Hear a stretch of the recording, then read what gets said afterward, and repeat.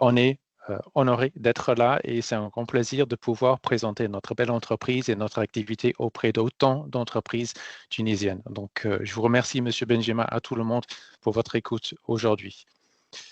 Donc, ce que je vais faire, je vais partager mon écran avec une petite présentation que j'ai préparée.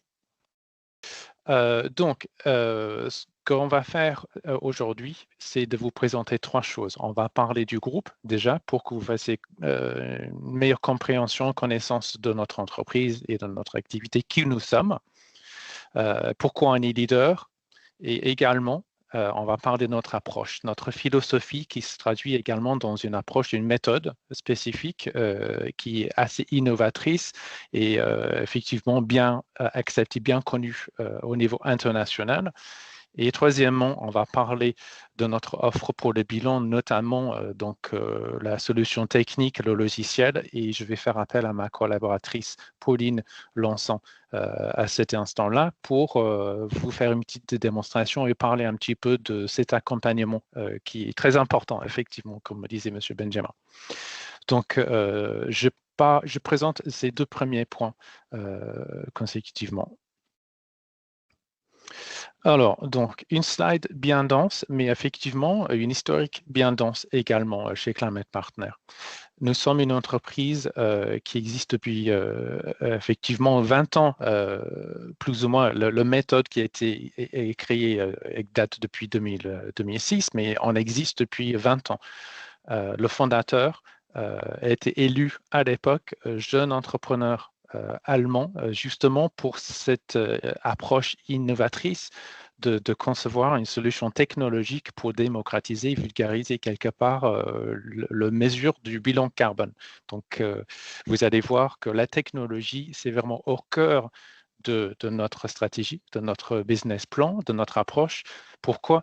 Parce que si on est motivé par l'impact, et si on est motivé à transformer l'économie en économie décarbonée, le monde décarboné, réduire les émissions et réduire les impacts de réchauffement climatique, il faudrait que ça soit appliqué à l'échelle. Et la technologie, c'est le levier pour que ça soit appliqué à l'échelle. Donc, c'est le cœur de notre métier. Sauf que vous allez voir également que nous sommes même un groupe international important, nous sommes également une entreprise humaine avec des valeurs humaines et vous allez voir à travers les échanges qu'on peut avoir ensemble que nous sommes une entreprise très humaine.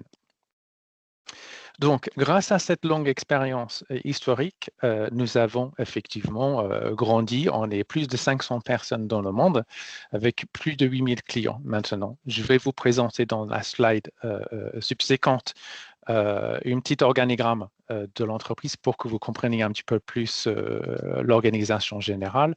Mais la raison pourquoi on est aussi nombreux, c'est parce que nous avons compris que la technologie, bien que ça soit essentiel pour la décarbonation à l'échelle, ça ne suffit pas. Il faudrait effectivement, comme disait M. Benjamin, le travail du bureau d'études IDEA, c'est l'accompagnement, c'est d'utiliser cette technologie. Il faut de la connaissance, mais il faut l'accompagnement, mais il faut savoir appliquer la méthode et appliquer les résultats à votre cas. Donc, nous sommes aussi nombreux parce qu'on a compris que la technologie doit être associée avec l'accompagnement, le conseil. Et pour faire ce choix, nous avons ouvert les filiales dans beaucoup de pays pour être proche à nos clients, pour être à l'écoute de leurs problématiques, pour comprendre leurs enjeux, les méthodes locales, etc. Donc, c'est pour ça que nous sommes aussi nombreux. Donc, effectivement, avec autant d'expérience et autant d'expertise, nous proposons maintenant une solution tout en un de décarbonation, c'est-à-dire que nous pouvons vous accompagner avec des solutions pratiques et pragmatiques tout au long de votre parcours de décarbonation, parce que c'est un travail à longue haleine. Il faut bien commencer, mais c'est un travail à longue haleine et on vous accompagne tout le long en tant que partenaire de mise en place. On est un partenaire, c'est pas forcément pour être, c'est pas juste pour être sympa de dire Climate Partner, c'est notre esprit, c'est de vous accompagner. On est une entreprise qui aide les entreprises à décarboner. On est là pour vous aider. Et donc, effectivement, on vous accompagne tout le long avec les solutions du conseil, les cas spécifiques, les solutions spécifiques à votre cas. Donc, effectivement, basé sur la technologie, mais également basé sur le conseil clé en main par rapport à vos cas, vos scénarios, vos situations spécifiques pour la décarbonation. Donc, on va parler un petit peu plus en détail de ce que ça veut dire et quelles sont les possibilités que vous pouvez envisager. Et également, au-delà du bilan et la stratégie et la décarbonation, nous sommes un acteur très important au niveau international pour le développement, la création et la gestion des projets de protection du climat certifiés. On va en parler davantage dans quelques instants également. Et grâce à notre savoir-faire, notre maîtrise du sujet, nous sommes aussi capables de certifier, valider, certifier la stratégie entière de décarbonation d'une entreprise. Donc, c'est à quoi faisait référence M. Benjamin tout à l'heure, et encore, je vous montrerai un petit peu plus sur ce sujet-là. Ce que je vous propose, c'est de vous montrer très brièvement un organigramme de l'entreprise. C'est simplifié, mais tout ça pour vous montrer que Climate Partner, étant au départ une entreprise allemande devenue un groupe international, possède maintenant beaucoup de filiales. Et vous avez vu effectivement des filiales partout en Europe, aux États-Unis et également avec une activité sœur avec Volkswagen, dont je parlerai dans quelques instants, et des filiales spécifiques. Je les ai mis en vert parce que toutes les cases, toutes les entreprises en vert sont associées à ce que je vous ai décrit, les projets climatiques, les projets de protection du climat, que ce soit la protection de la forêt, la transformation énergétique, les projets sociaux. Donc, c'est le cœur de métier. Avec Volkswagen, nous avons effectivement un joint venture pour leur développer des projets à grande échelle. Mais nous avons également nos propres filiales indépendantes qui permettent de créer, certifier et valider des projets de protection du climat partout dans le monde. Et aujourd'hui, vous avez bien entendu affaire avec Climate Partner France. Pour vous donner un aperçu des secteurs dans lesquels nous sommes actifs, bien évidemment, c'est un slide commercial, donc nous avons mis en exergue, mis en valeur les références les plus connues, souvent des grands groupes, pour vous montrer que nous avons un vrai savoir-faire, mais ce n'est pas pour dire que nous ne travaillons pas non plus avec des entreprises de taille intermédiaire ou même des PME. On travaille avec tout type d'entreprises, de tous les secteurs. Et pourquoi et comment? Parce que nous avons une structure de centre d'excellence. C'est-à-dire que pour un secteur qui m'est cher, le secteur des arts graphiques, l'imprimerie, le packaging, presse, édition, etc., nous avons une équipe entièrement dédiée à ce secteur qui apporte le savoir-faire, les connaissances du marché, les connaissances industrielles, les facteurs d'émission, par exemple, ce que me disait M. Benjamin il y a tout à l'heure, ils ont ce connaissance spécifique, ce qui est très important pour un bilan qui est cohérent, légitime, crédible et complet. Donc, pour chaque industrie, chaque centre d'excellence.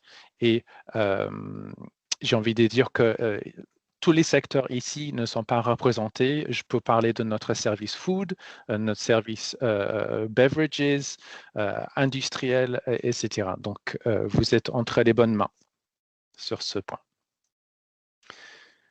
Également, pour vraiment rassurer sur le bon standing, entre guillemets, la bonne réputation de Climate Partner au niveau international dans l'écosystème de durabilité, vous pouvez voir par vous-même que nous collaborons avec UNESCO, European Central Bank, World Bank, World Economic Forum. Donc, on est bien évidemment reconnu par ces organisations, mais également bien implanté dans l'écosystème de durabilité avec des partenariats avec CDP, par exemple, avec Insetting Platform, Environmental Finance, Science Based Target. Ce sont peut-être des noms qui vous parlent ou peut-être pas, mais au moins pour vous dire que nous sommes vraiment implantés dans l'écosystème international pour insister un peu sur ce terme de durabilité. Donc, j'ai parlé de notre groupe, de notre taille, de notre savoir-faire, mais également de nos valeurs, de notre approche. On va parler maintenant de notre méthode, de philosophie, si vous voulez. À travers nos expériences, depuis 20 ans, nous avons constaté qu'une stratégie de décarbonation, une stratégie bas carbone, si vous voulez, est composée de 5 étapes. On va rentrer en détail de chacun. J'ai beaucoup de choses à vous transmettre, donc je vais tenter d'être le plus concis que possible, mais en même temps, vous donner les informations qui sont nécessaires à comprendre l'ensemble de cette stratégie, qui est essentielle pour vous, compte tenu des enjeux que M. Benjamin a exposés en début du webinaire. La première étape, bien évidemment, c'est l'empreinte carbone, et on va voir comment ça peut être employé à plusieurs façons, mais c'est le point de départ. On ne va pas engager les ressources de l'énergie, du budget, du personnel sur un plan de décarbonation sans avoir une empreinte carbone qui est complète, légitime, crédible et précise. Après l'empreinte carbone, là, c'est le temps de réfléchir et comment on va utiliser ces données pour passer à l'action, pour décarboner l'activité, pour proposer des produits décarbonés auprès de vos clients, pour présenter un bilan inférieur décarboné dans les tenders, dans les appels d'offres. Et pour ce faire, il faut se fixer les objectifs de réduction. Ça demande de la réflexion et l'implication à plusieurs niveaux dans l'entreprise, donc ce n'est pas anodin. Donc c'est un travail à faire avec nous souvent par accompagnement.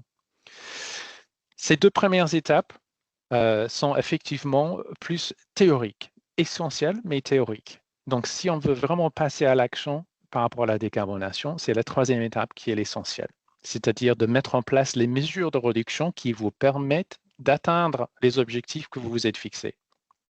Donc, nous, on est capable également de vous accompagner sur ce point.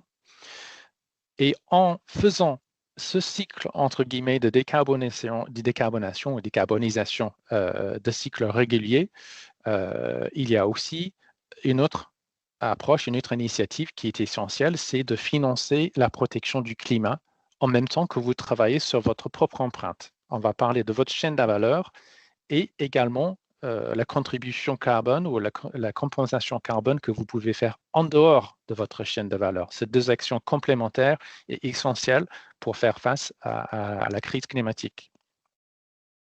Et la dernière étape, qui n'est pas du tout la moins importante, mais on l'a mis en bout de chaîne pour que ça résume et reprenne toutes les actions et les informations que vous avez faites. On vous aide aussi sur la communication. Donc, vous avez vu que là, on est vraiment sur la mise en place de vos actions. C'est l'implémentation, autrement dit. Donc, on va rentrer étape par étape en plus de détails. Encore une fois, j'essaierai d'être synthétique, mais effectivement, il y a beaucoup d'informations, beaucoup de données à vous transmettre. Donc, nous avons bien évidemment structuré toute notre offre, toutes les solutions, toutes les prestations autour de ces 5 étapes.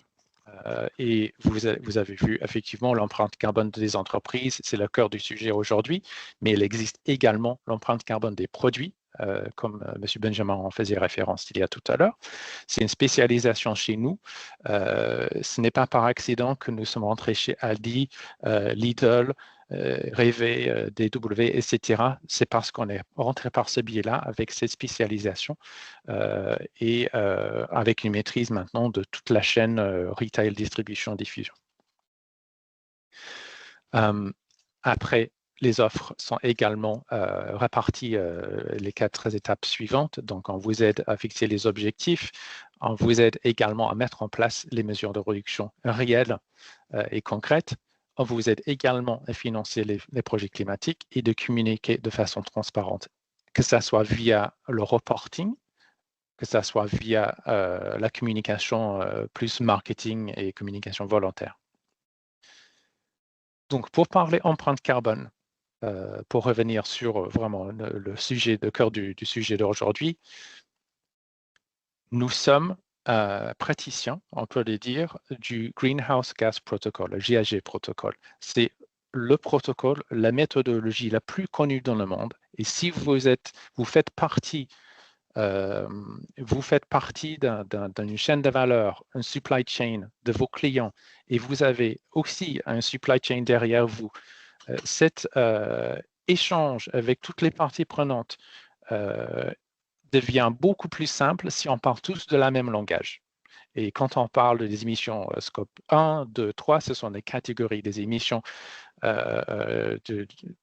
conçues par le GSG protocole pour la comptabilité des émissions CO2. Là, si vous parlez scope 2 à votre fournisseur ou à votre client, il sait exactement ce dont vous parlez, de quoi vous parlez. C'est très important.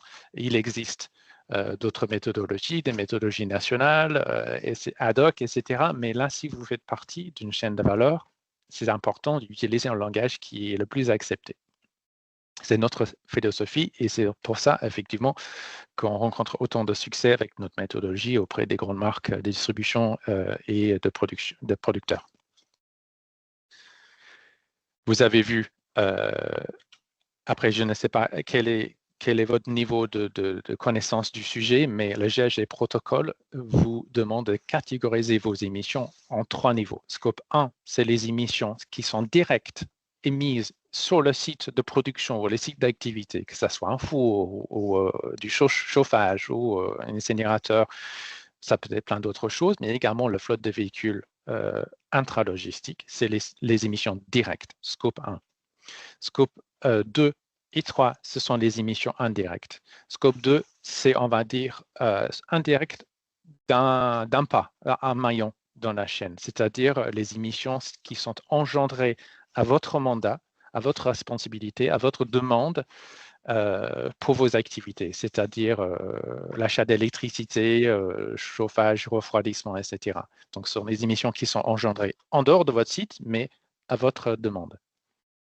Scope 3, c'est les émissions qui sont encore moins directes, on va dire plus loin de votre site de production, mais dont vous êtes responsable par votre activité. Il y a une partie en amont, donc les émissions générées avant que ça arrive physiquement ou financièrement, intellectuellement jusqu'à chez vous, et en aval, donc tout ce qui est engendré downstream de vos activités. Donc, vous voyez quelques exemples ici. Donc, ça, c'est la catégorisation des émissions scope 3 en amont et en aval. J'ai parlé également du produit.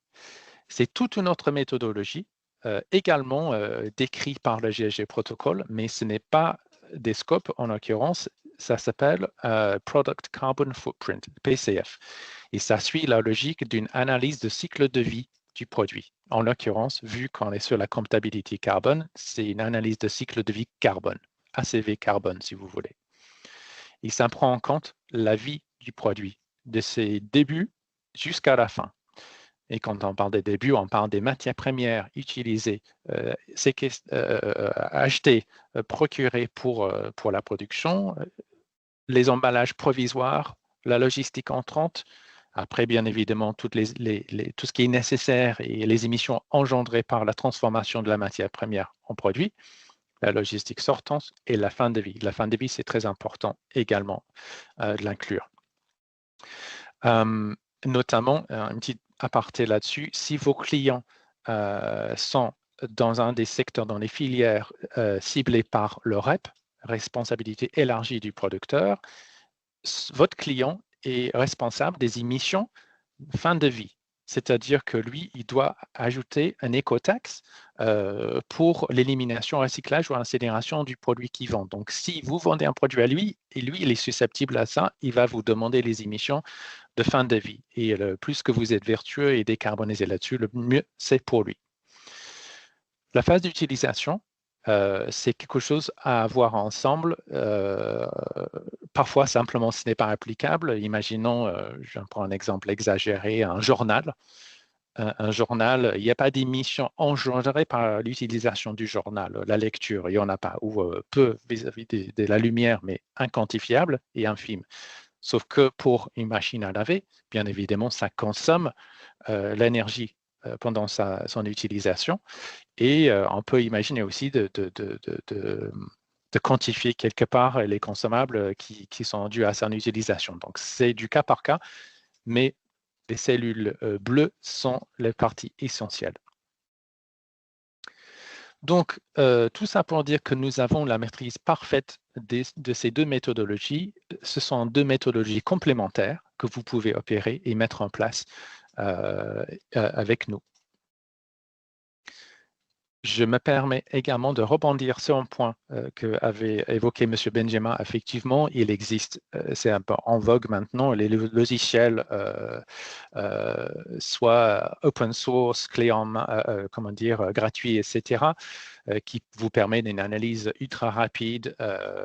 On dit en anglais « quick and dirty », mais malheureusement, pour vous, pour vos exigences en termes de CBAM ou MCAF et encore d'autres, ce n'est pas suffisant et ça vous induire en erreur. Donc, le GSG protocole nous dit très clairement qu'il faut se baser sur les données de consommation pour ces raisons ici. D'autant plus que les données financières sont vraiment vulnérables par rapport à l'inflation. Et vu qu'on est dans un contexte inflationnel aujourd'hui, on le déconseille très clairement. Donc, quel est le travail actuellement pour faire un bilan? Donc, j'ai décrypté en 5 étapes, mais après, je vais laisser la parole à la fin de ma petite présentation à Pauline pour expliquer comment ça marche au niveau pratique, sur le plan pratique. La première chose à faire, c'est de définir ensemble le périmètre de calcul. Ça peut vous sembler une évidence, mais il y a des points de détail importants. Est-ce qu'on va prendre en compte une filiale dont vous êtes 50%, 51% actionnaire? Est-ce qu'on prend l'ensemble parce que ça fait partie, c'est un site de production qui correspond à votre activité d'export? Il y a toutes ces petites choses à prendre en compte qui sont importantes, non seulement pour être crédible et complet sur le calcul, mais également à la fin pour la communication. Il faut, quand vous communiquez votre bilan, vous communiquez sur une base correcte. Une fois d'accord là-dessus, on vous forme bien évidemment sur l'outil, on vous apporte tout l'accompagnement sur la méthodologie, la compréhension de la méthode et l'outil, et après on vous aide activement à saisir les informations sur cette plateforme interactive. Et nous, on fait ce travail de vérification des données que vous nous fournissez. On est bien conscient qu'il y a une grande variation de maturité sur ce sujet. On est formé pour comment dire, détecter des erreurs d'abord, mais également on est formé pour identifier les chiffres qui nous semblent un peu étranges ou pas cohérents avec notre expérience. On peut vous aider aussi à combler les trous où vous n'avez pas de données ou des données incomplètes. On est formé pour toute cette partie-là et que vous n'aurez pas si vous avez un logiciel clé en main tout seul, indépendant. La prochaine étape, une fois on est satisfait de la qualité des données, on est allé jusqu'au bout, c'est de rechercher des facteurs d'émission. Et ça veut dire quoi? C'est-à-dire que pour chaque élément d'activité, on va chercher un coefficient. C'est-à-dire pour un litre de gasoil, il y a X kilogrammes ou X grammes de CO2 émis par le gasoil, etc. Mais nous, notre travail, c'est d'identifier donnée par donnée les facteurs d'émission qui sont les plus appropriés à votre cas. Parce qu'il peut y avoir plusieurs facteurs d'émission pour un même produit, donc ça dépend du contexte de fabrication. Il y a plein d'éléments différents. Donc, c'est notre travail, c'est d'identifier les facteurs qui sont les plus appropriés. Et encore une fois, avec un logiciel où vous êtes autonome, vous n'avez pas cette possibilité, vous n'avez aucune garantie sur la qualité des facteurs émissions, est-ce qu'ils sont à jour ou pas à jour. Nous avons un service d'une dizaine de personnes qui n'a fait que ça, de mettre à jour les facteurs d'émission tous les jours au niveau international. Une fois les facteurs d'émission identifiés, on fait les calculs. C'est notre travail, c'est de transformer vos données en émissions et à la fin, on vous présente les résultats. Effectivement, sous forme écrit, normée, signé Climate Partner, mais également selon la formule que vous allez choisir. Si vous avez choisi le forfait qui me le permet, on vous présente les résultats également sous forme de webinaire. On prend une heure et demie de décrypter tous les résultats, vous expliquer le pourquoi, le comment, qu'est-ce que vous pouvez faire sur le cycle suivant pour améliorer la qualité des données et qu'est-ce que vous pouvez imaginer mettre en place pour réduire les émissions dans la durée. Donc, c'est une prestation bien complète. Et ça, au niveau entreprise ou produit, qui nous mène naturellement sur les prochaines étapes, effectivement. Je vais rester un petit peu plus synthétique là-dessus, mais tout de même, si on prend les 2 points, nous pouvons vous aider à définir vos stratégies de façon différente. Soit vos objectifs basés sur vos envies, vos capacités, vos moyens du bord, peut-être les objectifs qu'on vous demande, vos clients. C'est une possibilité. On peut travailler dans ce sens-là avec vous pour mettre en place une stratégie. L'autre possibilité, c'est qu'on adopte ensemble une stratégie basée sur la science. Je ne sais pas si vous connaissez ce sujet, mais Science-Based Targets, c'est devenu l'autorité de facto des objectifs de réduction des émissions basés sur la science. Et ça veut dire quoi basé sur la science? Ça veut dire que c'est audité, certifié, validé que votre objectif est en accord, aligné avec les accords de Paris. Parce que toute action de décarbonation maintenant est quelque part indirectement ou indirectement adossée à l'accord de Paris. Donc, cette autorité apporte d'autant plus de crédibilité, d'autant plus de légitimité à votre décarbonation si vous avez fixé les objectifs SBT basés sur la science. Et ce sont les objectifs souvent moyen terme. Et après, si vous souhaitez aller encore plus loin, vous pouvez vous fixer vos objectifs net zéro, long terme, pour arriver au minimum de vos émissions. Mais c'est voilà, c'est à vous de voir à quelle vitesse vous souhaitez avancer. En termes de la troisième étape, pour la mise en place de la décarbonation, bien évidemment, c'est du cas par cas. Chaque industrie, chaque entreprise, elle est différente. Mais j'ai sorti deux solutions aujourd'hui. La première possibilité, c'est effectivement le scope 2 que vous avez vu tout à l'heure, donc vos énergies. Vous avez la possibilité avec nous, dans un process très simple, de devenir 100% énergie verte. C'est-à-dire que vous avez une revendication à travers des certificats qui vous permettent de dire que mon scope 2 est réduit à presque à zéro parce que je n'ai plus d'émissions, parce que j'ai sourcé l'énergie renouvelable éolienne, photovoltaïque, hydro, etc. Donc ça, c'est une stratégie qui a beaucoup d'impact à court terme sur les émissions. La deuxième possibilité, si vous faites partie d'un chaîne de valeur, vous avez beaucoup de fournisseurs derrière vous, c'est effectivement de travailler avec vos fournisseurs pour qu'eux, ils réduisent leurs émissions, parce que leurs émissions sont les vôtres indirectement. Le scope 3, c'est effectivement la logistique, c'est tout ce que vous avez acheté en matières premières, etc. Donc, si vous travaillez sur ce levier avec vos fournisseurs, vous allez forcément baisser vos émissions et du coup celles de votre client. Donc, c'est deux gros leviers que je peux vous proposer aujourd'hui, mais à discuter ensemble, cas par cas, à l'issue du bilan, ce qu'on peut vous proposer plus concrètement.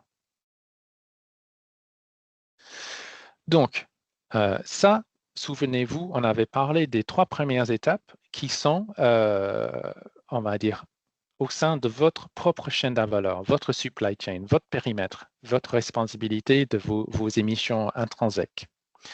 Alors, on va parler maintenant d'une action essentielle en dehors de votre chaîne de valeur qui est aussi important. Vous allez peut-être nous dire pourquoi c'est important, pourquoi ça me concerne. On est dans une situation de crise climatique et tout le monde subit des conséquences, il faut agir. Et c'est graphique, je pense que c'est plutôt clair, mais je me permets de le décrypter. Vous allez voir que vos émissions, imaginons, sont en barre grise. Et vous avez mis en place une stratégie de décarboniser, réduire vos émissions dans la durée.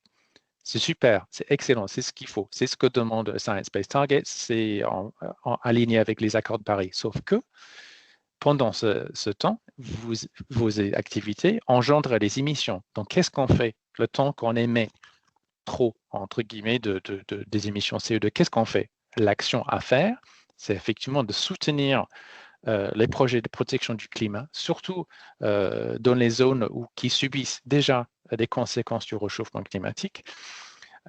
Et en plus, pourquoi? Parce que vous êtes, pour ceux qui suivent l'issue des COP, le COP 27 à Glasgow, ils ont tiré une conclusion très claire, c'est-à-dire que pour protéger la planète, la biodiversité, les populations vulnérables partout dans le monde, il faut de la finance. Et la finance vient d'où?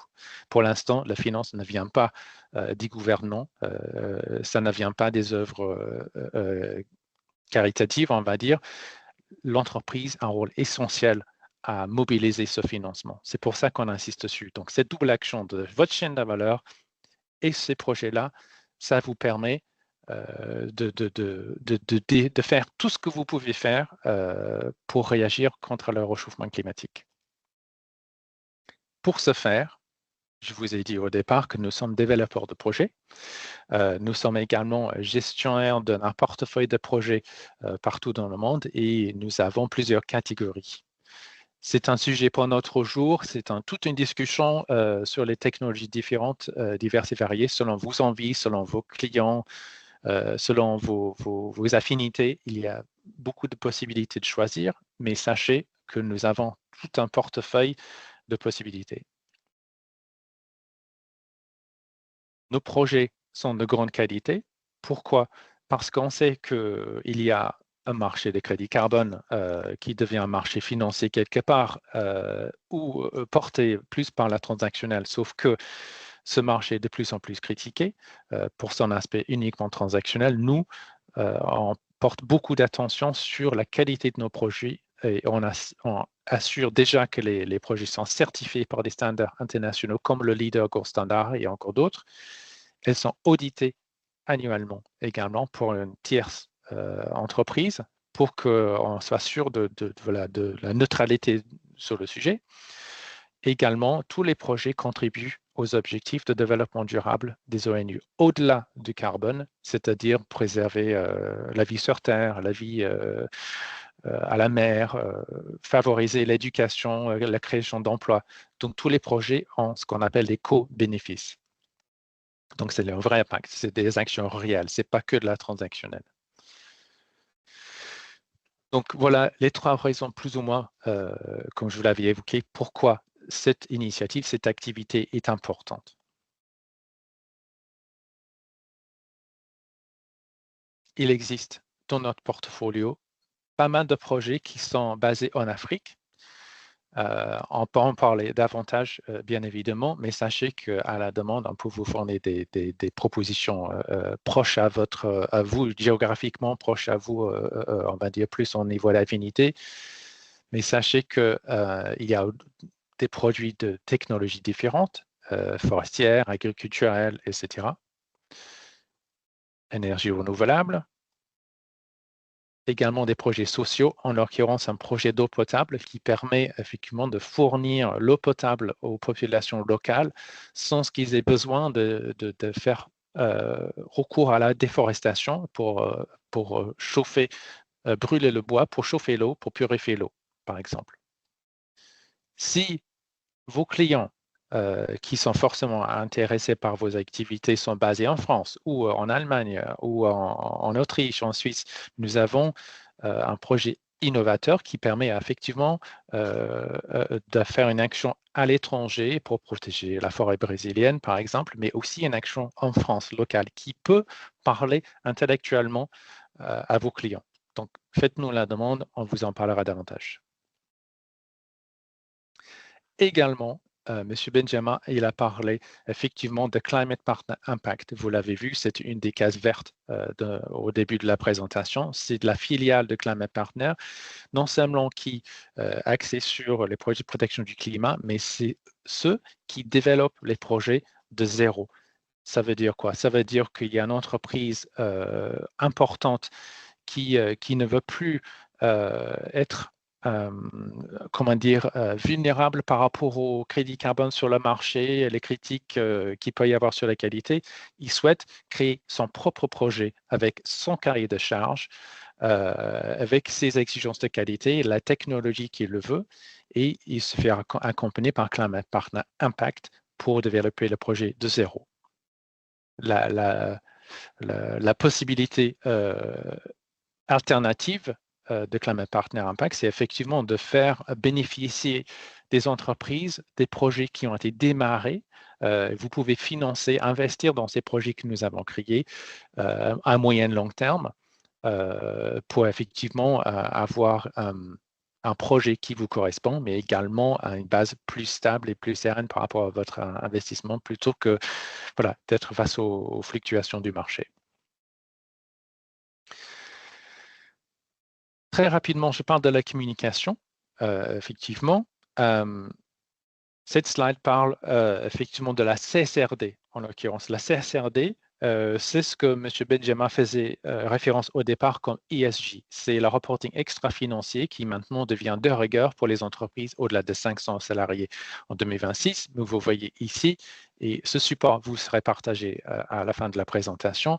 Il y a d'autres exigences. Donc, si vos clients finaux font partie de cette liste, forcément, on va vous aider, on va vous demander les informations par rapport à votre bilan et vos émissions qui contribuent à la leur.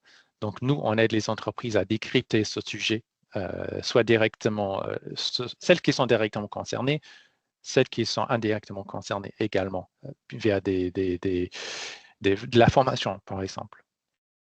L'autre communication, pour boucler la boucle avec M. Benjamin au départ, effectivement, c'est notre certification, c'est un label qui permet de dire que l'entreprise qui a respecté toutes ces étapes de calcul bien fondées, bien fait, complètes et vérifiées, certifiées par nos soins, qui a mis en place les objectifs et les mesures de réduction et qui contribue à la protection de la planète, à la protection de la biodiversité ou les projets sociaux. Il a fait toutes ces étapes. Il a le droit de la certification, le label Climate Partner, soit au niveau de l'entreprise, soit au niveau produit. Parce qu'on sait que ce que je vous ai décrit, même si c'était rapide et synthétique, ça représente beaucoup de travail, beaucoup d'engagement, beaucoup de mobilisation de ressources, de l'argent, de ressources humaines également. Mais comment faire valoir de tout ça? Il y a le rapport RSE, bien évidemment, mais le rapport RSE, c'est peu consulté pour le client final, par exemple. Donc, notre label permet de faire savoir tout ce que vous avez fait au niveau entreprise et au produit et montrer que vous avez respecté toutes les 5 étapes. Le QR code mène vers une page, comme je vous l'indique ici, qui décrypte et explique chaque étape, ce que vous avez fait, ce que vous allez faire, ce que vous n'avez pas encore fait, etc. Et aussi les projets que vous avez soutenus. Et cette fiche d'information serait disponible après pour que vous preniez connaissance effectivement des exigences pour le label entreprise aux produits certifiés Climate Partner. Pardon, je retourne à ma présentation. Et d'ailleurs, ce qu'on peut faire, c'est de vous peut-être fournir un exemple d'un site web via le QR code live actuel. C'est une entreprise client qui effectivement, il a fait certifier son produit. On peut vous envoyer ce lien également pour que vous puissiez parcourir la page et voir en détail toutes les informations qui sont comprises et concernées. Vous allez voir que c'est le outil de faire jouer le savoir-faire, faire savoir, et également la transparence. On a parlé tout à l'heure de greenwashing. Ça, c'est notre outil pour être voilà, très grossier, notre outil anti-greenwashing. On parle factuel, vérifier, certifier ce que vous avez fait. C'est un moyen de communication très puissant. Donc, je retourne à ma dernière slide de présentation. Et après, je laisse ma collègue Pauline reprendre le relais sur le premier point, qui est le bilan, pour vous donner un témoignage, un exemple comment se déroule la prestation et pourquoi c'est important notre accompagnement. Mais merci à tous et à toutes pour votre écoute jusqu'à là. Merci Mathieu pour le besoin de parole. Bonjour à toutes et à tous, je suis ravie d'être là aussi. Ce que je vous propose, c'est donc de passer sur un côté un peu plus pratique une fois que vous avez signé, comment ça se déroule. Donc ce que je vous propose, c'est de vous montrer l'outil. Donc c'est un outil qui est en constante évolution puisqu'on veut que ce dernier réponde aux exigences notamment réglementaires et réponde surtout aux besoins de nos clients. Et ce que je vous propose aussi, c'est de voir un peu quelle organisation on a une fois qu'on veut mettre en place ce projet. Alors, je vais partager mon écran. C'est Mathieu. Donc, voici la plateforme sur laquelle vous allez atterrir une fois que vous avez vos identifiants. Donc ici, vous avez globalement tous les calculs que vous pourrez faire sur votre entreprise. Donc là, on est, oui, j'ai oublié de préciser, mais là, on va être sur la mesure de l'empreinte carbone de l'entreprise. Donc vous avez la possibilité de faire des groupes de calculs. Si par exemple, vous avez besoin de répartir selon les années, donc 2023, 2024, ou des entités, par exemple. Et vous allez pouvoir aussi faire des sous-catégories par rapport à des sites, si vous avez plusieurs bâtiments, etc. Alors, déjà, comment on crée un calcul? Donc, assez simplement, il faut cliquer sur Nouveau calcul, mettre le nom ici, choisir le groupe en fonction de ce que vous avez créé, choisir la période de référence, qui est aussi un des périmètres très importants. Il se peut que ce soit un périmètre, enfin, il se peut que ce soit sur une année civile, une année comptable.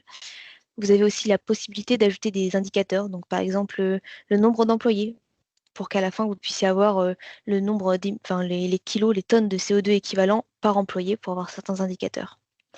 Donc là, c'est déjà comment créer un calcul. Ensuite, vous avez plusieurs options, on va parcourir juste après, mais vous pouvez accéder donc, à votre calcul, voir les résultats. Ici, c'est avoir une autre vue que vous n'avez pas au début, vous l'aurez que à la fin, donc je vais passer dessus aujourd'hui. Ici, c'est pour changer les paramètres qu'on vient de voir. Ici, c'est pour dupliquer le calcul. Si par exemple vous avez des entrées similaires, peut-être juste quelques petits paramètres à changer, c'est très très utile. Et ici, vous pouvez aussi supprimer des calculs que vous avez créés par exemple par erreur. Donc par exemple, si vous cliquez sur site 3, vous allez arriver sur cette page-ci où vous voyez à gauche toutes les catégories. Donc, c'est regroupé en scope 1, 2 et scope 3, comme Matthew vous a mentionné tout à l'heure. Donc, on va retrouver ici toutes les catégories. Donc, le principe de remplissage est le même pour tous. Donc, je vais passer sur peut-être un exemple, juste pour que vous compreniez la logique, mais c'est vraiment la même chose pour toutes les catégories. Donc là, si on est sur électricité, par exemple, on voit déjà au premier abord qu'il y a plusieurs options. Pourquoi plusieurs options? Ça va être en fonction de la disponibilité de vos données. On a à cœur d'avoir des données le plus précis possible. Donc, évidemment, comme l'a dit Matthew, on veut mettre l'accent sur les données d'activité, donc les données réelles, plutôt que les données monétaires. Donc, dans un premier temps, par exemple, ici pour l'électricité, on va vous demander déjà dans quelle région se situe l'entreprise ou le bâtiment, etc. Vous pourrez remplir ici, il y a une liste. Ensuite, est-ce qu'il s'agit d'électricité verte, oui ou non? Quel est le facteur d'émission, par exemple, que vous pouvez trouver sur votre facture, votre consommation en kilowattheure, et vous pouvez aussi ajouter des commentaires. Je vais revenir aussi sur la partie commentaires euh, juste un petit peu plus tard.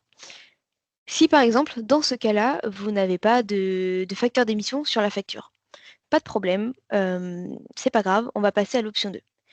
L'option 2, vous avez juste à choisir donc la région et le facteur d'émission qui sera associé sera celui du mix énergétique du pays. Donc, pas de problème si vous n'avez pas de facteur d'émission. Par défaut, on prendra le mix énergétique du pays. Si par exemple, il n'y a pas le pays, donc par exemple, typiquement pour Tunisie, l'option n'est pas dans la liste. Ce que vous pouvez faire, c'est cliquer sur non disponible et mettre en commentaire de quel pays il s'agit. On a pas de problème. On a le facteur d'émission pour ça. C'est juste que nos bases de données sont tellement énormes que pour certaines listes, on n'aura pas tout directement implanté. Mais vous mettez non disponible, vous mettez en commentaire de quoi il s'agit, et moi, par la suite, j'irai mettre le bon facteur d'émission. Euh, un autre commentaire, oui. Enfin, un autre commentaire sur la partie commentaire, c'est que pour répondre aux exigences des normes, etc., on va avoir besoin d'avoir de l'incertitude. Pour que ce soit facile et qu'on puisse lier chaque entrée de données avec une incertitude, on va vous inciter à mettre l'incertitude directement en commentaire. Comme ça, ce sera directement lié à la donnée que vous venez de reporter. Et également, il faut qu'on soit capable de sourcer, de savoir d'où viennent ces données. Vous allez devoir mettre par exemple le nom du fichier. Je vous parlerai juste juste après de où seront mis les fichiers, etc., pour qu'on puisse se repérer, autant pour moi, autant pour vous, autant pour la personne qui viendra auditer ou certifier vos calculs. Voilà, c'est une partie très importante et évidemment, à chaque fois, il faut enregistrer vos données. Donc c'est le même principe pour toutes les catégories. Évidemment, il y a à chaque fois un petit rappel écrit de comment remplir les émissions, les données. Mais c'est vrai que, donc, comme disaient Matthew et Monsieur Benjima, l'avantage de Client Partner, c'est aussi d'avoir une personne vous accompagne, qui vous aide à comprendre comment fonctionne l'outil, mais comprendre ce que vous faites, ce qu'on attend de vous, comprendre les résultats et aussi donc monter en compétence sur le sujet. C'est que ici, vous voyez, pour l'entreprise A de 2023, vous avez par exemple 3 sites. Il est possible d'avoir un rapport par site, mais il est aussi possible d'avoir les résultats pour les 3 sites, globalement pour l'entreprise A. Vous avez aussi une possibilité de le voir si en cliquant ici, ce qui va vous amener à un aperçu global des émissions par site et aussi ici globalement. Euh, donc voilà un petit peu pour la partie pratique au niveau du calcul, comment on fait pour rentrer les données.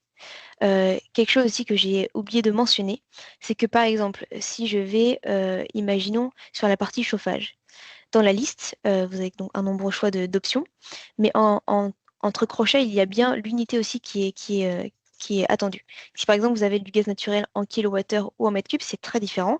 Il faudra bien faire attention à ce que vous choisissez. Je pense avoir fait le tour. Je voulais aussi faire un petit point d'attention sur la manière de fonctionner. Sans trop dévoiler, je vais juste vous montrer globalement, par exemple avec Orchani avec qui on travaille, comment on organise nos dossiers partagés. On fait des fichiers donc, qui regroupent voilà, des informations sur le lancement, des informations sur les projets d'avancement, les plannings. Dans, par exemple, le document, le fichier, le dossier, pardon, 3 Documents and Data, je vais pouvoir retrouver les factures d'électricité, les achats, tous ces justificatifs qui vous serviront à vous, à moi et aussi aux personnes qui vont certifier et qui vont venir vérifier les calculs. Et ce qu'on fait aussi, par exemple, pour aussi avoir une traçabilité de tout ce qu'on se dit, c'est qu'on a un fichier qui reprend toutes les catégories. Et donc sur toutes ces catégories, on va avoir un lien qui va nous amener à la source, donc où sont placés les fichiers. On va aussi retrouver toutes les questions de vous, de Orchani par exemple, et toutes nos réponses. Comme ça, on va pouvoir tracer vraiment tout ce qu'on se dit. Et également, s'il y a des hypothèses qui doivent être émises, on aura la trace ici. Pour ne pas l'oublier et pour aussi que, voilà, comme je vous l'ai dit, c'est très important qu'on puisse tracer et avoir une transparence sur tout le calcul. Et évidemment aussi, on vous donnera des ressources pour que vous puissiez comprendre vraiment en détail ce que comprennent chaque catégorie. Et voilà, où est-ce que vous pouvez trouver ces informations, etc. On est vraiment là pour vous accompagner et vous aider dans la collecte des données. Une fois que vous avez rempli toutes les émissions, donc vous allez devoir, par exemple, ici vous dire que soumettre le calcul pour que je puisse avoir une notification, comme quoi je vais vérifier tout ce que vous avez rentré. Donc en fonction, grâce à vos commentaires, grâce à vos fichiers sources, je vais pouvoir vérifier, voir si c'est bien cohérent, pouvoir comparer à d'autres situations, etc. pour vous dire si les ordres de grandeur aussi sont cohérents. Donc par la suite, une fois que j'ai vérifié, vous allez pouvoir voir les résultats. Donc ici, c'est un exemple, un compte de démonstration, mais vous aurez donc les émissions selon chaque sous-catégorie. Vous aurez aussi le pourcentage où vous pouvez voir quelles catégories sont les plus émettrices, potentiellement sur lesquelles vous vous appuierez le plus pour la réduction. Et j'ai aussi tiré un rapport pour que vous puissiez voir. Donc, par exemple, je l'ai tiré en anglais, mais sur le rapport, vous avez donc expliqué la méthodologie, les résultats globaux. Donc, la méthodologie, qu'est-ce qu'on prend en compte, voilà, quels gaz à effet de serre sont inclus dans ce calcul. Donc, vous avez tout un détail aussi sur le périmètre organisationnel et opérationnel. Donc voilà, ça c'est un petit aperçu du type de rapport que vous pourrez avoir.